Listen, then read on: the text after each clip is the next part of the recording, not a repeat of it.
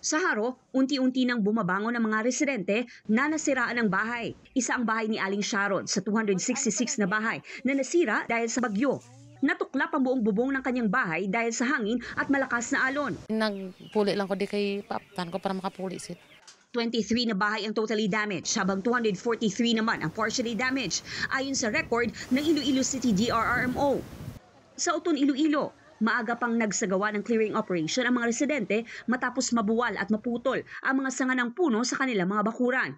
Sa Barangay 8 Tigbawan, kanya-kanya sa pagpapaayos ng mga bubong, dingding ng kusina at iba pang bahagi ng bahay ang mga residente.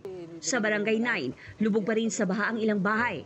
Bumabagal naman sa pagpapatakbo ang mga motoristang dumadaan dahil mataas pa rin ang tubig sa kalsada.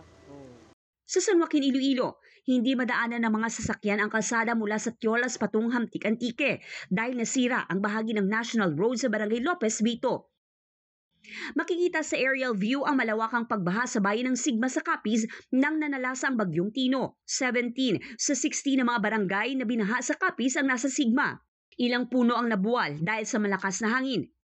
Sa probinsya ng Antique, mahigit 41,000 na pamilya ang na-displace dahil sa Bagyo Tino. Isa ang naitalang namatay sa pagkalunod sa Aninii, Antique.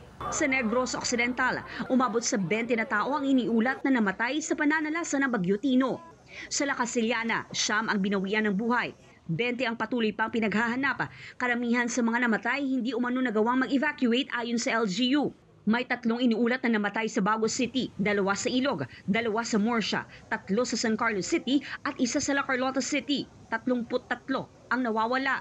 Nagpapatuloy pa ang verification sa mga report. Mahigit 100,000 na individual ang apektado. Mahigit 50,000 ang nasa evacuation centers ayon sa PDRRMO.